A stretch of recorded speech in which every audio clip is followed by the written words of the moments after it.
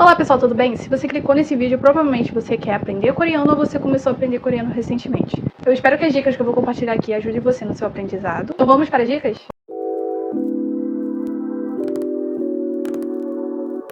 Bom, o que eu vou compartilhar aqui é principalmente baseado na minha experiência, né? Eu estou quase completando 4 aninhos que eu estudo coreano. Baseado nessa experiência, eu vou compartilhar com vocês algumas dicas que possam ajudar vocês. A primeira coisa, o ideal é que você tenha um objetivo claro do porquê você está aprendendo esse idioma. E qualquer objetivo que leve você a aprender esse idioma, incentive você a aprender, é válido, tá bom?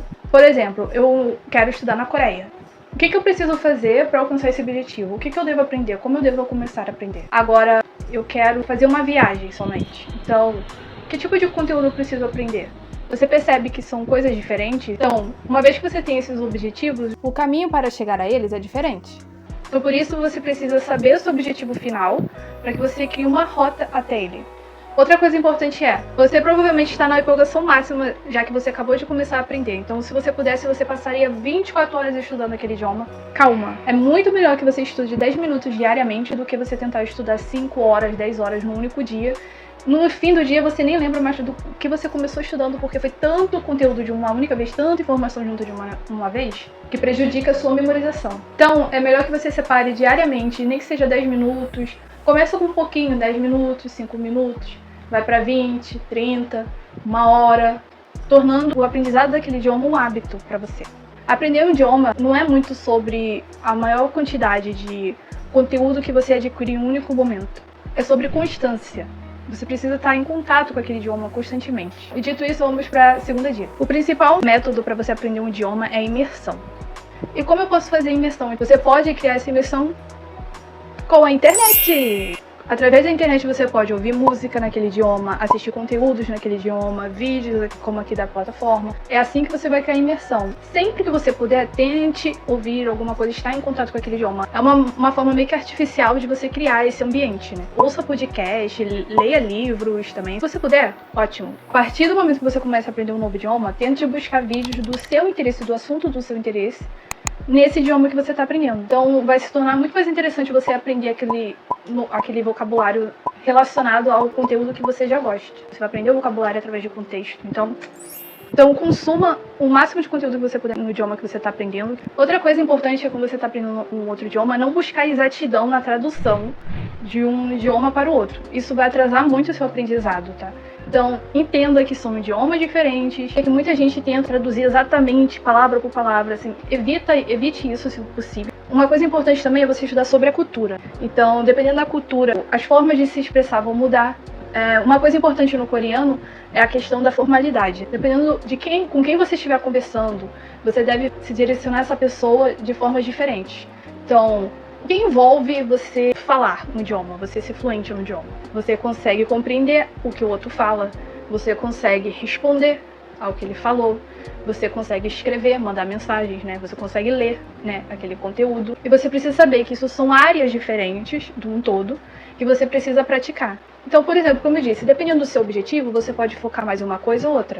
Se o seu objetivo é uma viagem, então o que você vai focar entre o 듣기, que é o listening, o escuta, 읽기, que é ler, o 쓰기, que é escrever, e o 말하기, que é falar. Qual desses você acha que é fundamental você focar primeiro? O 듣기, né, para você compreender o que os nativos estão falando, e o 말하기, porque o 듣기, ele vem primeiro do que o 말하기. Para que você possa falar, primeiro você precisa ter uma base. E essa base você cria, né, escutando muito, consumindo muito aquele idioma, né. Se fosse a gente colocar numa ordem ali de prioridade, seria o 듣기, 말하기, então 읽기 e por último 쓰기. Agora, se eu quero estudar, essa ordem ela pode mudar. Já que eu vou ter que ler muito conteúdo da matéria que eu preciso estudar, então o ideal é que eu foque primeiro em conseguir ter uma excelente compreensão na leitura. E também eu foque em vocabulários daquela área. Assistir dramas é o meu objetivo. Qual seria minha prioridade? O que eu deveria focar primeiro? Claro que você precisa trabalhar todos eles para você ser fluente nesse idioma que você está aprendendo. Uma coisa importante que muitas pessoas têm dificuldade é o 말하기, por timidez ou porque tem o medo de errar. Eu vou falar com vocês, quando você erra, é quando você aprende mais. Aquela vez que você falou aquela frase errada, você nunca mais vai esquecer. Ela vai ficar na sua memória pra sempre. Não fique traumatizada. Mas, é sério, através dos erros você vai se corrigindo. Não tenha medo de errar. Se você tá aprendendo, você vai errar. Você não é um nativo, você é uma pessoa que está aprendendo esse idioma. Então tenha paciência consigo mesmo, primeiramente. Errando que você vai aprendendo até você acertar. Uma dica que eu dou pra quem quer começar a praticar o speaking, mesmo que você esteja estudando a gramática ali num caderno, escrevendo uma frase de exemplo, leia em voz alta. Porque, como eu disse, né, pra você falar, reproduzir aquele idioma, você precisa ter uma base. E essa base você vai adquirir através do estudo e através da imersão. Uma vez que você vai escutando muito aquele idioma, você vai começando a aprender a reconhecer padrões e expressões. É quando você vai começar a poder reproduzir aquilo que você vê, né, que você escuta. Isso leva um tempo. Então, primeiro você vai ficar igual papagaio, repetindo. Um método que muitas pessoas indicam é o shadowing, que é você assistir algum filme, vídeo, o que for, e você seguir e tentar copiar a entonação da pessoa ali que está no vídeo. É um método que as pessoas geralmente recomendam bastante e que as pessoas dizem ser bem eficaz. Então, a fala, você é muito iniciante, não deixe de praticar. Escreve a frase e depois tente falar. Se grave, corrija-se, também isso é muito importante para você reconhecer os tons que você deve falar, como deve falar. E uma vez que você consegue formar umas frases básicas, se jogue, tenta conversar com alguém que esteja aprendendo também. Se você tiver a oportunidade de conversar com um nativo, tenta conversar. E assim mesmo, no começo você não vai ter tanto conteúdo para compartilhar, mas com o tempo você vai aprendendo. E por último, uma coisa que não pode faltar é a revisão. Ela é tão importante quanto você aprender um conteúdo novo e a imersão, tudo que a gente falou aqui até agora. A revisão ela é fundamental para que esse conhecimento não se dissipe, você não perca o que você estudou. A sua agenda ali, nos dias que você tem, os horários que você tem para estudar, sempre deixa um espaço para fazer revisão.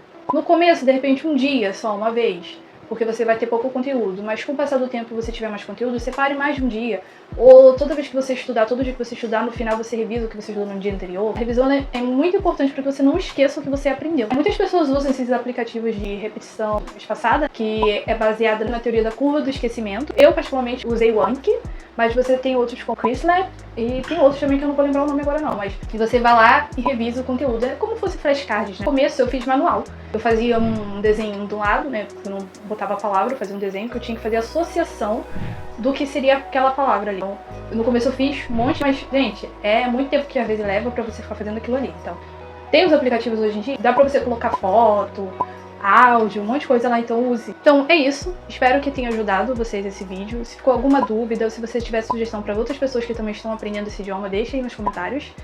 E é isso, pessoal, obrigada por assistir até aqui, até a próxima, bye!